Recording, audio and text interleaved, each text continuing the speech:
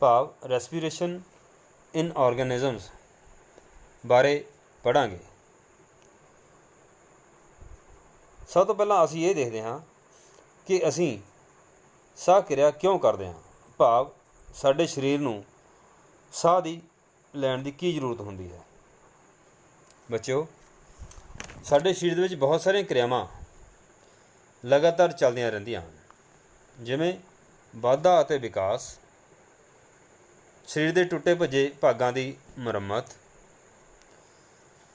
दिल का धड़कना, शरीर में खून का संचार होना, साहां का चलना, भोजन का पाचन होना, मल त्याग, पेशाब का बनना और शरीर विचों बाहर कढ़ना। अजिहियां क्रियावां विचों कुछ क्रियावां लगातार अते सारी उम्र साडे शरीर विच चलदियां हन।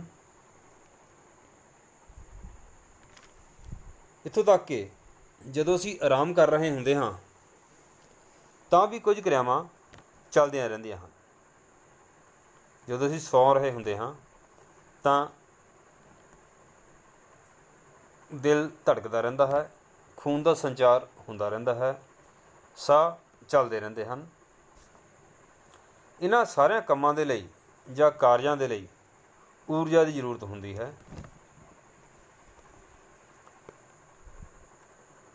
साडे सारे ही अंग बहुत ही छोटियां छोटियां कार्यात्मक अते संरचनात्मक इकाइयां तो मिल के बने हुंदे हन। इन्हां इकाइयां नूं सैल कहंदे हन। इन्हां सैलां दे विच भी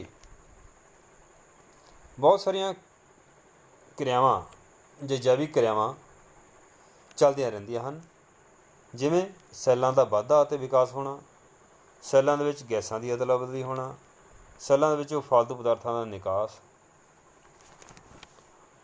इस प्रकार असीं देखते हाँ कि सैलां दे लई अते शरीर दे लई सारे कामां नूं करन दे लई ऊर्जा की जरूरत होंदी है। ऊर्जा सैलां दे अंदर ही पैदा की जाती है। सैल दे अंदर ही ऊर्जा बनती है, पैदा होंदी है, जां एक रूप तो दूजे रूप में बदलती है।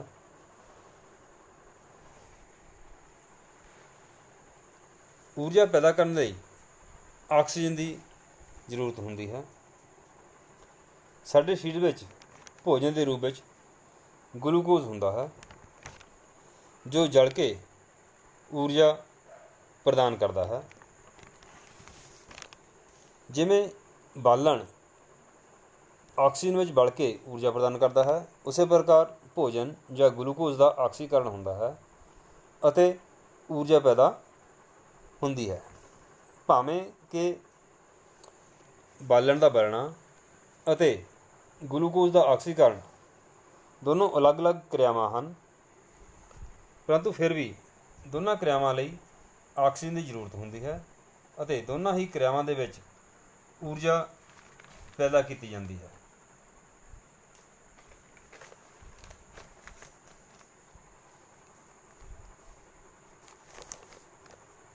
इन्हां क्रियावां दौरान ऑक्सीजन की जरूरत होंदी है अते ये ऑक्सीजन साह क्रिया दौरान शरीर के अंदर लैके जाई जाती है।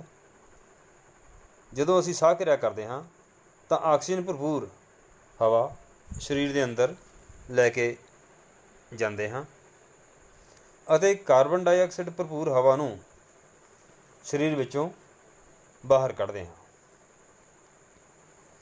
फेफड़े साह क्रिया दौरान अंदर ले जाई गई ऑक्सीजन हवा विचों ऑक्सीजन नूं सोख लैंदे हन अते सोखी हुई ऑक्सीजन नूं खून के राहीं शरीर के ਵੱਖ-ਵੱਖ सैलां अते अंगां तक पहुँचाते हैं। सैलां दे विच भोजन या ग्लूकोज का विखंडन ऑक्सीजन की मौजूदगी में हुंदा है अते इस क्रिया दौरान कार्बन डाइऑक्साइड अते ऊर्जा पैदा होंदी है। ਕਿਉਂਕਿ ਇਹ ਕਿਰਿਆ ਸੈੱਲ ਦੇ ਅੰਦਰ ਵਾਪਰਦੀ ਹੈ, ਇਸ ਲਈ ਇਸ ਨੂੰ ਸੈੱਲਮਈ ਸਾਹ ਕਿਰਿਆ ਕਿਹਾ ਜਾਂਦਾ ਹੈ। ਅਤੇ ਕਿਉਂਕਿ ਭੋਜਨ ਜਾਂ ਗਲੂਕੋਜ਼ ਦਾ ਵਿਖੰਡਨ ਜਾਂ ਅਪਘਟਨ ਆਕਸੀਜਨ ਦੀ ਮੌਜੂਦਗੀ ਵਿੱਚ ਹੁੰਦਾ ਹੈ, ਇਸ ਲਈ ਇਸ ਕਿਰਿਆ ਨੂੰ ਆਕਸੀ ਸਾਹ ਕਿਰਿਆ ਕਿਹਾ ਜਾਂਦਾ ਹੈ। ਆਕਸੀ ਸਾਹ ਕਿਰਿਆ ਦੇ ਦੌਰਾਨ ਭੋਜਨ ਜਾਂ ਗਲੂਕੋਜ਼ ਆਕਸੀਜਨ ਦੀ ਮੌਜੂਦਗੀ ਵਿੱਚ ਕਾਰਬਨ ਡਾਈਆਕਸਾਈਡ, ਪਾਣੀ ਅਤੇ ਊਰਜਾ ਪੈਦਾ ਕਰਦਾ ਹੈ। ਇਸ ਕਿਰਿਆ ਨੂੰ ਅਸੀਂ ਇਸ ਪ੍ਰਕਾਰ ਲਿਖ ਸਕਦੇ ਹਾਂ, ਗਲੂਕੋਜ਼ ਆਕਸੀਜਨ ਦੀ ਮੌਜੂਦਗੀ ਦੇ ਵਿੱਚ ਕੀ ਬਣਦਾ ਹੈ? ਕਾਰਬਨ ਡਾਈਆਕਸਾਈਡ ਜਮ੍ਹਾਂ ਪਾਣੀ ਜਮ੍ਹਾਂ ਊਰਜਾ। ਇਸ ਪ੍ਰਕਾਰ ਅਸੀਂ ਦੇਖਦੇ ਹਾਂ ਕਿ ਗਲੂਕੋਜ਼ ਦੀ ਆਕਸੀਜਨ ਦੀ ਮੌਜੂਦਗੀ ਦੇ ਵਿੱਚ ਅਪਘਟਨ ਹੋਣ ਦੇ ਨਾਲ ਕਾਰਬਨ ਡਾਈਆਕਸਾਈਡ, ਪਾਣੀ ਅਤੇ ਊਰਜਾ ਪੈਦਾ ਹੁੰਦੀ ਹੈ। ਇਹ ਆਕਸੀਜਨ ਦੀ ਮੌਜੂਦਗੀ ਵਿੱਚ ਹੋਣ ਕਾਰਨ ਆਕਸੀ ਸਾਹ ਕਿਰਿਆ ਕਹਾਉਂਦਾ ਹੈ। ਪਿਆਰੇ ਵਿਦਿਆਰਥੀਓ, ਹੁਣ ਤੁਸੀਂ ਸੋਚ ਰਹੇ ਹੋਵੋਗੇ ਕੀ ਕੋਈ ਅਜਿਹੀ ਕਿਰਿਆ ਵੀ ਹੈ ਜਿਸ ਵਿੱਚ ਆਕਸੀਜਨ ਦੀ ਅਣਹੋਂਦ ਵਿੱਚ ਊਰਜਾ ਪੈਦਾ ਕੀਤੀ ਜਾਂਦੀ ਹੋਵੇ? ਹਾਂ, ਕੁਝ ਜੀਵ ਜਿਵੇਂ ਖਮੀਰ ਆਕਸੀਜਨ ਦੀ ਅਣਹੋਂਦ ਵਿੱਚ ਵੀ ਅਣਆਕਸੀ ਸਾਹ ਕਿਰਿਆ ਕਰਦੇ ਹਨ। ਇਸ ਕਿਰਿਆ ਦੌਰਾਨ ਅਲਕੋਹਲ, ਕਾਰਬਨ ਡਾਈਆਕਸਾਈਡ ਅਤੇ ਊਰਜਾ ਦਾ ਨਿਰਮਾਣ ਗਲੂਕੋਜ਼ ਤੋਂ ਹੁੰਦਾ ਹੈ। ਇਸ ਨੂੰ ਅਸੀਂ ਇਸ ਪ੍ਰਕਾਰ ਲਿਖ ਸਕਦੇ ਹਾਂ, ਗਲੂਕੋਜ਼ ਆਕਸੀਜਨ ਦੀ ਗੈਰ ਮੌਜੂਦਗੀ ਵਿੱਚ ਕੀ ਬਣਦਾ ਹੈ? Alcohol plus carbon dioxide plus ਊਰਜਾ। ਅਜਿਹੀ ਕਿਰਿਆ ਨੂੰ ਅਣਆਕਸੀ ਸਾਹ ਕਿਰਿਆ ਕਿਹਾ ਜਾਂਦਾ ਹੈ ਅਤੇ ਅਜਿਹੇ ਜੀਵਾਂ ਨੂੰ ਅਣਆਕਸੀ ਜੀਵ ਕਹਿੰਦੇ ਹਨ। ਅਣਆਕਸੀ ਸਾਹ ਕਿਰਿਆ ਖਮੀਰ ਵਿੱਚ ਵਾਪਰਦੀ ਹੈ ਅਤੇ ਕੁਝ ਵਿਸ਼ੇਸ਼ ਹਾਲਤਾਂ ਦੇ ਵਿੱਚ ਸਾਡੇ ਸਰੀਰ ਦੀਆਂ ਮਾਸਪੇਸ਼ੀਆਂ ਦੇ ਵਿੱਚ ਵੀ ਇਹ ਅਣਆਕਸੀ ਸਾਹ ਕਿਰਿਆ ਹੁੰਦੀ ਹੈ। ਅਜਿਹਾ ਤਦ ਹੀ ਹੁੰਦਾ ਹੈ ਜਦੋਂ ਸਾਡੇ ਸਰੀਰ ਨੂੰ ਆਕਸੀਜਨ ਦੀ ਸਪਲਾਈ ਘੱਟ ਹੋ ਜਾਂਦੀ ਹੈ, ਭਾਵ ਸਰੀਰ ਦੇ ਵਿੱਚ ਆਕਸੀਜਨ ਦੀ ਕਮੀ ਹੋ ਜਾਂਦੀ ਹੈ। ਅਜਿਹਾ ਉਦੋਂ ਹੁੰਦਾ ਹੈ ਜਦੋਂ ਅਸੀਂ ਤੇਜ਼ ਦੌੜਦੇ ਹਾਂ, ਕਸਰਤ ਕਰਦੇ ਹਾਂ ਜਾਂ ਭਾਰੀ ਵਜ਼ਨ ਚੁੱਕਦੇ ਹਾਂ। ਅਜਿਹੀਆਂ ਹਾਲਤਾਂ ਵਿੱਚ ਸਰੀਰ ਨੂੰ ਜ਼ਿਆਦਾ ਊਰਜਾ ਦੀ ਜ਼ਰੂਰਤ ਹੁੰਦੀ ਹੈ ਅਤੇ ਊਰਜਾ ਦੀ ਪੂਰਤੀ ਲਈ ਸਰੀਰ ਵੱਧ ਆਕਸੀਜਨ ਚਾਹੁੰਦਾ ਹੈ। ਇਸ ਲਈ ਸਾਡੇ ਸਾਹ ਤੇਜ਼ ਹੋ ਜਾਂਦੇ ਹਨ ਅਤੇ ਡੂੰਘੇ ਹੋ ਜਾਂਦੇ ਹਨ, ਪਰੰਤੂ ਫਿਰ ਵੀ ਆਕਸੀਜਨ ਦੀ ਪੂਰਤੀ ਪੂਰੀ ਨਹੀਂ ਹੁੰਦੀ। ਤਾਂ ਅਜਿਹੀਆਂ ਹਾਲਤਾਂ ਵਿੱਚ ਸਾਡੇ ਸਰੀਰ ਦੇ ਵਿੱਚ ਲੈਕਟਿਕ ਤੇਜ਼ਾਬ ਬਣ ਜਾਂਦਾ ਹੈ। ਇਸ ਨੂੰ ਅਸੀਂ ਸਮੀਕਰਨ ਦੁਆਰਾ ਇਸ ਪ੍ਰਕਾਰ ਦੇਖ ਸਕਦੇ ਹਾਂ, ਗਲੂਕੋਜ਼ ਮਾਸਪੇਸ਼ੀਆਂ ਦੇ ਵਿੱਚ ਜੋ ਹੁੰਦਾ ਹੈ, ਆਕਸੀਜਨ ਦੀ ਗੈਰ ਮੌਜੂਦਗੀ ਵਿੱਚ ਕੀ ਬਣਦਾ ਹੈ? ਮਾਸਪੇਸ਼ੀਆਂ ਵਿੱਚ ਲੈਕਟਿਕ ਐਸਿਡ ਪਲੱਸ ਊਰਜਾ। ਜਦੋਂ ਸਰੀਰ ਨੂੰ ਆਕਸੀਜਨ ਦੀ ਸਪਲਾਈ ਨਹੀਂ ਹੁੰਦੀ ਤਾਂ ਮਾਸਪੇਸ਼ੀਆਂ ਵਿੱਚ ਲੈਕਟਿਕ ਐਸਿਡ ਜਮ੍ਹਾਂ ਹੋ ਜਾਂਦਾ ਹੈ। ਇਸ ਲੈਕਟਿਕ ਐਸਿਡ ਦੇ ਜਮ੍ਹਾਂ ਹੋਣ ਕਾਰਨ ਅਸੀਂ ਥਕਾਵਟ ਮਹਿਸੂਸ ਕਰਦੇ ਹਾਂ। ਤੁਸੀਂ ਮਹਿਸੂਸ ਕੀਤਾ ਹੋਵੇਗਾ ਕਿ ਜਦੋਂ ਤੁਸੀਂ ਤੇਜ਼ ਨੱਠਦੇ ਹੋ ਜਾਂ ਕੋਈ ਐਕਸਰਸਾਈਜ਼ ਕਰਦੇ ਹੋ, ਕਸਰਤ ਕਰਦੇ ਹੋ ਜਾਂ ਭਾਰੀ ਵਜ਼ਨ ਚੱਕਦੇ ਹੋ ਜਾਂ ਜ਼ਿਆਦਾ ਕੰਮ ਕਰਦੇ ਹੋ ਤਾਂ ਤੁਸੀਂ ਥਕਾਵਟ ਮਹਿਸੂਸ ਕਰਦੇ ਹੋ। ਜਦੋਂ ਸਰੀਰ ਦੇ ਵਿੱਚ ਆਕਸੀਜਨ ਦੀ ਸਪਲਾਈ ਵੱਧ ਜਾਂਦੀ ਹੈ ਤਾਂ ਲੈਕਟਿਕ ਐਸਿਡ ਮੁੜ ਕਾਰਬਨ ਡਾਈਆਕਸਾਈਡ ਅਤੇ ਪਾਣੀ ਵਿੱਚ ਵਿਖੰਡਿਤ ਹੋ ਜਾਂਦਾ ਹੈ। ਆਕਸੀਜਨ ਭਰਪੂਰ ਹਵਾ ਨੂੰ ਸਰੀਰ ਦੇ ਅੰਦਰ ਖਿੱਚਣ ਨੂੰ ਸਾਹ ਲੈਣਾ ਕਿਹਾ ਜਾਂਦਾ ਹੈ ਅਤੇ ਕਾਰਬਨ ਡਾਈਆਕਸਾਈਡ ਭਰਪੂਰ ਹਵਾ ਨੂੰ ਸਰੀਰ ਵਿੱਚੋਂ ਬਾਹਰ ਕੱਢਣ ਨੂੰ ਸਾਹ ਕੱਢਣਾ ਕਿਹਾ ਜਾਂਦਾ ਹੈ। ਸਾਹ ਲੈਣਾ ਅਤੇ ਸਾਹ ਕੱਢਣਾ ਜੀਵਨ ਵਿੱਚ ਇੱਕ ਲਗਾਤਾਰ ਚੱਲਣ ਵਾਲੀ ਪ੍ਰਕਿਰਿਆ ਹੈ।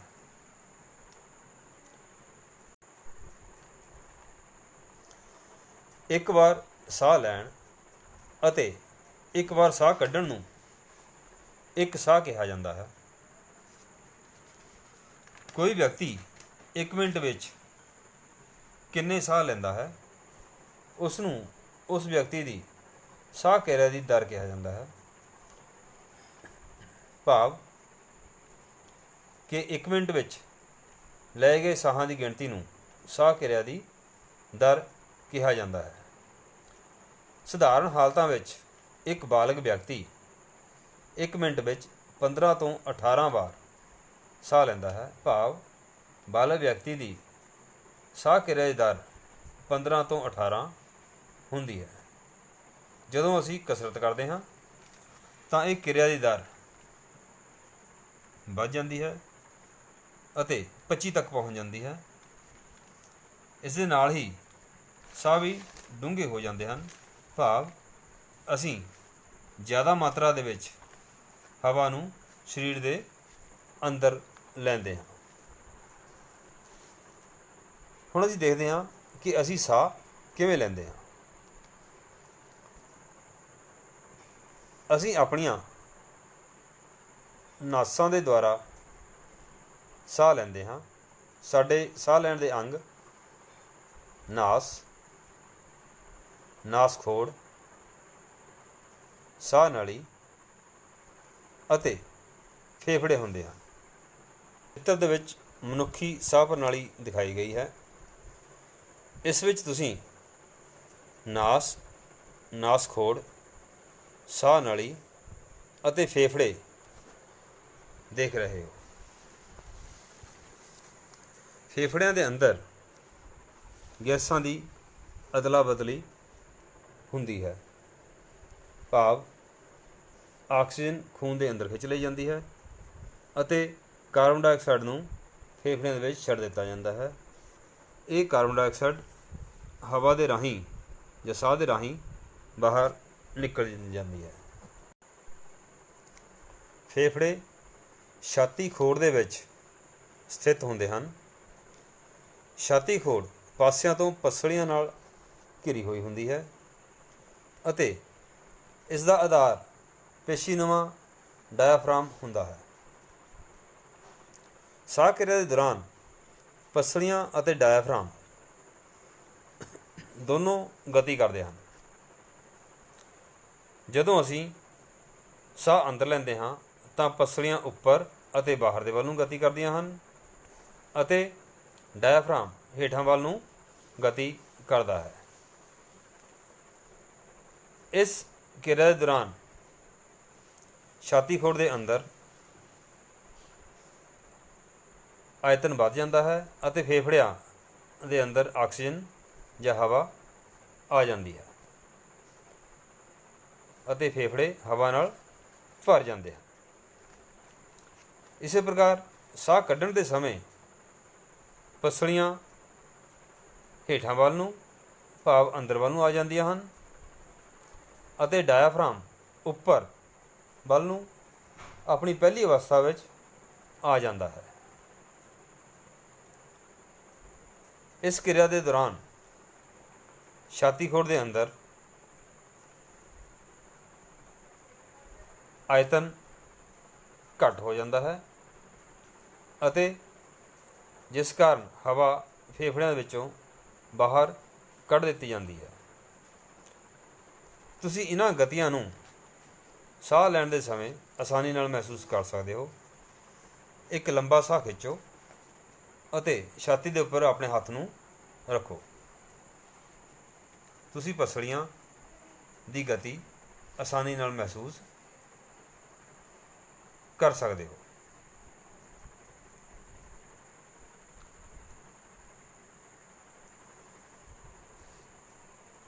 ਜਦੋਂ ਅਸੀਂ ਸਾਹ ਬਾਹਰ ਕੱਢਦੇ ਹਾਂ ਤਾਂ ਪਿਆਰੇ ਵਿਦਿਆਰਥੀਓ, ਕੀ ਤੁਸੀਂ ਸੋਚ ਸਕਦੇ ਹੋ ਕਿ ਅਸੀਂ ਕੀ ਬਾਹਰ ਕੱਢਦੇ ਹਾਂ? ਜਦੋਂ ਅਸੀਂ ਹਵਾ ਅੰਦਰ ਲੈਂਦੇ ਹਾਂ ਜਾਂ ਜੋ ਹਵਾ ਅਸੀਂ ਸਰੀਰ 'ਚੋਂ ਬਾਹਰ ਕੱਢਦੇ ਹਾਂ, ਉਹ ਗੈਸਾਂ ਦਾ ਮਿਸ਼ਰਣ ਹੁੰਦੀ ਹੈ। ਅੰਦਰ ਲਈ ਗਈ ਹਵਾ ਵਿੱਚ ਲਗਭਗ 21% ਆਕਸੀਜਨ ਅਤੇ 0.04% ਕਾਰਬਨ ਡਾਈਆਕਸਾਈਡ ਹੁੰਦੀ ਹੈ। ਇਸੇ ਪ੍ਰਕਾਰ ਬਾਹਰ ਕੱਢੀ ਹਵਾ ਵਿੱਚ ਆਕਸੀਜਨ ਘਟ ਕੇ 16.4% ਰਹਿ ਜਾਂਦੀ ਹੈ ਅਤੇ ਕਾਰਬਨ ਡਾਈਆਕਸਾਈਡ ਦੀ ਮਾਤਰਾ ਵੱਧ ਕੇ 4.4% ਹੋ ਸਕਦੀ ਹੈ। ਇਸ ਪ੍ਰਕਾਰ ਅਸੀਂ ਕਹਿ ਸਕਦੇ ਹਾਂ ਕਿ ਅੰਦਰ ਲਗਾਈ ਗਈ ਹਵਾ ਵਿੱਚੋਂ ਆਕਸੀਜਨ ਫੇਫੜਿਆਂ ਦੁਆਰਾ ਸੋਖਤ ਕਰ ਲਈ ਜਾਂਦੀ ਹੈ ਅਤੇ ਸਰੀਰ ਵਿਚਲੀ ਕਾਰਬਨ ਡਾਈਆਕਸਾਈਡ ਫੇਫੜਿਆਂ ਰਾਹੀਂ ਬਾਹਰ ਕੱਢ ਦਿੱਤੀ ਜਾਂਦੀ ਹੈ। ਪਿਆਰੇ ਵਿਦਿਆਰਥੀਓ, ਤੁਸੀਂ ਜਾਣਨਾ ਚਾਹੋਗੇ ਕਿ ਕੀ ਫੇਫੜਿਆਂ ਵਿੱਚੋਂ ਬਾਹਰ ਕੱਢੀ ਗਈ ਹਵਾ ਵਿੱਚ ਸੱਚਮੁੱਚ ਹੀ ਕਾਰਬਨ ਡਾਈਆਕਸਾਈਡ ਹੁੰਦੀ ਹੈ? ਕਾਰਬਨ ਡਾਈਆਕਸਾਈਡ ਦੀ ਪਰਖ ਲਈ ਅਸੀਂ ਚਿੱਤਰ ਵਿੱਚ ਦਿੱਤਾ ਹੋਇਆ ਇਹ ਪ੍ਰਯੋਗ ਕਰ ਸਕਦੇ ਹਾਂ। ਇੱਕ ਪਰਖਣਾਲੀ ਵਿੱਚ ਚੂਨੇ ਦਾ ਪਾਣੀ ਪਾਓ ਅਤੇ ਸਟਰਾ ਦੇ ਰਾਹੀਂ ਉਸ ਵਿੱਚ ਫੂਕਾਂ ਮਾਰੋ। ਤੁਸੀਂ ਦੇਖੋਗੇ ਕਿ ਕੁਝ ਸਮੇਂ ਬਾਅਦ ਚੂਨੇ ਦਾ ਪਾਣੀ ਦੁਧੀਆ ਰੰਗ ਦਾ ਹੋ ਗਿਆ ਹੈ। ਅਜਿਹਾ ਕਾਰਬਨ ਡਾਈਆਕਸਾਈਡ ਦੇ ਚੂਨੇ ਦੇ ਪਾਣੀ ਨਾਲ ਕਿਰਿਆ ਕਾਰਨ ਦੇ ਕਰਕੇ ਹੁੰਦਾ ਹੈ। ਇਸ ਪ੍ਰਕਾਰ ਅਸੀਂ ਕਹਿ ਸਕਦੇ ਹਾਂ ਕਿ ਸਾਹ ਰਾਹੀਂ ਬਾਹਰ ਕੱਢੀ ਗਈ ਹਵਾ ਵਿੱਚ ਕਾਰਬਨ ਡਾਈਆਕਸਾਈਡ ਹੁੰਦੀ ਹੈ। ਪਿਆਰੇ ਵਿਦਿਆਰਥੀਓ, ਹੁਣ ਤੁਸੀਂ ਜਾਣਨਾ ਚਾਹੋਗੇ ਕਿ ਕੀ ਬਾਕੀ ਜੀਵਾਂ ਦੇ ਸਰੀਰ ਵਿੱਚ ਵੀ ਇਸੇ ਪ੍ਰਕਾਰ ਸਾਹ ਕਿਰਿਆ ਹੁੰਦੀ ਹੈ? ਬਹੁਤ ਸਾਰੇ ਜੀਵ ਜਿਵੇਂ ਹਾਥੀ, ਸ਼ੇਰ, ਗਾਂ, ਬੱਕਰੀ, ਡੱਡੂ, ਛਿਪਕਲੀ, ਸੱਪ ਅਤੇ ਪੰਛੀਆਂ ਦੀ ਛਾਤੀ ਖੋਰ ਦੇ ਵਿੱਚ ਫੇਫੜੇ ਹੁੰਦੇ ਹਨ। ਇਹਨਾਂ ਫੇਫੜਿਆਂ ਦੇ ਰਾਹੀਂ ਉਹ ਸਾਹ ਕਿਰਿਆ ਕਰਦੇ ਹਨ। ਕੀ ਤੁਸੀਂ ਜਾਣਦੇ ਹੋ ਕਿ ਕੁਝ ਜੀਵ ਅਜਿਹੇ ਵੀ ਹੁੰਦੇ ਹਨ ਜਿਨ੍ਹਾਂ ਵਿੱਚ ਫੇਫੜੇ ਨਹੀਂ ਹੁੰਦੇ? ਉਹ ਸਾਹ ਕਿਰਿਆ ਕਿਵੇਂ ਕਰਦੇ ਹਨ? ਉਹ ਸਾਹ ਕਿਵੇਂ ਲੈਂਦੇ ਹਨ? ਬਹੁਤ ਸਾਰੇ ਜੀਵ ਜਿਵੇਂ ਕਾਕਰੋਚ, ਗਡੋਇਆ, ਮੱਛੀ ਆਦਿ ਵਿੱਚ ਫੇਫੜੇ ਨਹੀਂ ਹੁੰਦੇ। ਕਾਕਰੋਚ ਦੇ ਸਰੀਰ ਦੇ ਵਿੱਚ ਪਾਸਿਆਂ ਉੱਪਰ ਬਹੁਤ ਹੀ ਛੋਟੇ ਛੋਟੇ ਗੋਲ ਸੁਰਾਖ ਹੁੰਦੇ ਹਨ, ਜਿਨ੍ਹਾਂ ਨੂੰ ਸਪਾਇਰੇਕਲਸ ਕਹਿੰਦੇ ਹਨ। ਇਹ ਸਪਾਇਰੇਕਲਸ ਅੱਗੋਂ ਟਰੈਕੀਆ ਅਤੇ ਸਾਹ ਨਲੀਆਂ ਨਾਲ ਜੁੜੇ ਹੁੰਦੇ ਹਨ। ਕਾਕਰੋਚ ਅਤੇ ਕੀਟਾਂ ਦੇ ਸਰੀਰ ਵਿੱਚ ਸਾਹ ਨਲੀਆਂ ਦਾ ਇੱਕ ਜਾਲ ਜਿਹਾ ਵਿਛਾ ਹੁੰਦਾ ਹੈ। ਆਕਸੀਜਨ ਭਰਪੂਰ ਹਵਾ ਸਪਾਇਰੇਕਲ ਦੇ ਰਾਹੀਂ ਸਰੀਰ ਦੇ ਹਰ ਇੱਕ ਸੈੱਲ ਤੱਕ ਪਹੁੰਚਦੀ ਹੈ ਅਤੇ ਇਸੇ ਪ੍ਰਕਾਰ ਕਾਰਬਨ ਡਾਈਆਕਸਾਈਡ ਟਰੈਕੀਆ ਵਿੱਚ ਆ ਜਾਂਦਾ ਹੈ ਅਤੇ ਸਪਾਇਰੇਕਲ ਦੇ ਦੁਆਰਾ ਕਾਰਬਨ ਡਾਈਆਕਸਾਈਡ ਗੈਸ ਨੂੰ ਸਰੀਰ ਵਿੱਚੋਂ ਬਾਹਰ ਕੱਢ ਦਿੱਤਾ ਜਾਂਦਾ ਹੈ। ਗਡੋਇਆ ਵਿੱਚ ਸਾਹ ਕਿਰਿਆ ਕਿਵੇਂ ਹੁੰਦੀ ਹੈ? ਗਡੋਇਆ ਦੀ ਚਮੜੀ ਸਿੱਲੀ ਅਤੇ ਚਿਪਚਿਪੀ ਹੁੰਦੀ ਹੈ। ਇਹ ਆਪਣੀ ਚਮੜੀ ਨਾਲ ਸਾਹ ਕਿਰਿਆ ਕਰਦੇ ਹਨ। ਚਿਪਚਿਪੀ ਚਮੜੀ ਦੇ ਵਿੱਚੋਂ ਆਸਾਨੀ ਨਾਲ ਗੈਸਾਂ ਦਾ ਵਟਾਂਦਰਾ ਹੋ ਜਾਂਦਾ ਹੈ। ਡੱਡੂ ਵੀ ਆਪਣੀ ਚਮੜੀ ਰਾਹੀਂ ਸਾਹ ਕਿਰਿਆ ਕਰ ਸਕਦੇ ਹਨ। ਡੱਡੂ ਦੇ ਸਰੀਰ ਦੇ ਵਿੱਚ ਭਾਵੇਂ ਫੇਫੜੇ ਹੁੰਦੇ ਹਨ, परंतु वो अपनी सिल्ली चमड़ी द्वारा भी साह किरिया कर सकते हैं। पानी विच साह किरिया ब्रीदिंग अंडर वाटर। पानी विच रहने वाले बहुत सारे जीव गल फड़िया राही साह किरिया करते हैं। बहुत सारे जीव जिवें मच्छियां आदि पानी विच रहिंदियां हन। इन्हां दे शरीर विच गल फड़े हुंदे हन। गल फड़े चमड़ी तो बाहर हुंदे हन। ये पतली झिल्ली दे बने हुंदे हन जिस विच खून दीयां नलियां जां बहणियां हुंदियां हन। पानी विच घुली हुई आक्सीजन जदों पानी दे द्वारा गलफड़ियां दे संपर्क विच आंदी है तां गैसां दा वटांदरा गलफड़ियां द्वारा किया जाता है। की पौधे भी साह किरिया करते हैं? Do plants also respire? इसका उत्तर भी हाँ है। बाकी जीवा वांग पौधों नूं भी ऊर्जा की जरूरत होंदी है। पौधे भी ऊर्जा प्राप्त करने के लिए ग्लूकोज का विखंडन या अपघटन करते हैं ਅਤੇ ग्लूकोज के विखंडन ਦੇ ਲਈ ਆਕਸੀਜਨ ਦੀ ਜ਼ਰੂਰਤ ਹੁੰਦੀ ਹੈ। ਪੌਦੇ ਦਾ ਹਰ ਇੱਕ ਭਾਗ ਸੁਤੰਤਰ ਰੂਪ ਵਿੱਚ ਆਕਸੀਜਨ ਗ੍ਰਹਿਣ ਕਰਦਾ ਹੈ ਅਤੇ ਕਾਰਬਨ ਡਾਈਆਕਸਾਈਡ ਨੂੰ ਸਰੀਰ ਵਿੱਚੋਂ ਬਾਹਰ ਕੱਢਦਾ ਹੈ। ਪੌਦੇ ਦੇ ਪੱਤਿਆਂ ਦੀ ਹੇਠਲੀ ਸਤ੍ਹਾ ਵਿੱਚ ਸੂਖਮ ਛੇਕ ਹੁੰਦੇ ਹਨ ਜਿਨ੍ਹਾਂ ਨੂੰ ਸਟੋਮੈਟਾ ਕਹਿੰਦੇ ਹਾਂ। ਪੱਤੇ ਇਹਨਾਂ ਸਟੋਮੈਟਾ ਦੇ ਦੁਆਰਾ ਗੈਸਾਂ ਦੀ ਅਦਲਾ ਬਦਲੀ ਕਰਦੇ ਹਨ। ਪੌਦੇ ਦੀਆਂ ਜੜ੍ਹਾਂ ਦੇ ਸੈੱਲਾਂ ਵਿੱਚ ਜੜ ਰੋਮ ਹੁੰਦੇ ਹਨ। ਇਹ ਜੜ ਰੋਮ ਮਿੱਟੀ ਦੇ ਕਣਾਂ ਦੇ ਵਿਚਕਾਰ ਖਾਲੀ ਜਗ੍ਹਾ ਵਿੱਚ ਸਥਿਤ ਆਕਸੀਜਨ ਨੂੰ ਪ੍ਰਾਪਤ ਕਰਦੀਆਂ ਹਨ। ਚਿੱਤਰ ਦੇ ਵਿੱਚ ਤੁਸੀਂ ਮਿੱਟੀ ਦੇ ਕਣ ਦੇਖ ਰਹੇ ਹੋ ਜਿਨ੍ਹਾਂ ਦੇ ਵਿਚਕਾਰ ਆਕਸੀਜਨ ਜਾਂ ਹਵਾ ਦਾ ਸਥਾਨ ਹੈ ਅਤੇ ਸੈੱਲ ਦੇ ਜੜ ਦੇ ਸੈੱਲ ਤੋਂ ਇੱਕ ਜੜ ਰੋਮ ਨਿਕਲਿਆ ਹੋਇਆ ਦਿਖਾਈ ਦੇ ਰਿਹਾ ਹੈ।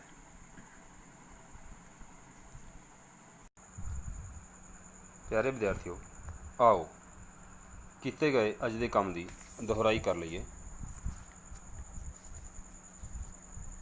ਅਸੀਂ ਦੇਖਦੇ ਹਾਂ ਕਿ ਅੱਜ ਦੀ ਆਨਲਾਈਨ ਕਲਾਸ ਵਿੱਚ ਅਸੀਂ ਕਿਹੜੇ ਨਵੇਂ ਸ਼ਬਦ ਸਿੱਖੇ ਹਨ।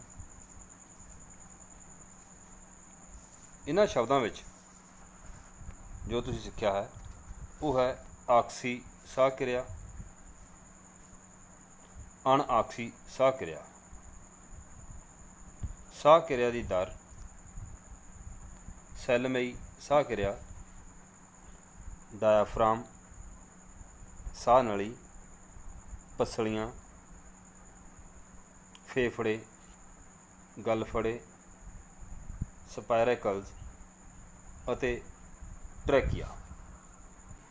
ਤੁਸੀਂ ਇਸ ਆਨਲਾਈਨ ਕਲਾਸ ਦੌਰਾਨ ਕੀ ਸਿੱਖਿਆ ਹੈ? ਮੈਂ ਆਸ਼ਾ ਕਰਦਾ ਹਾਂ ਕਿ ਤੁਸੀਂ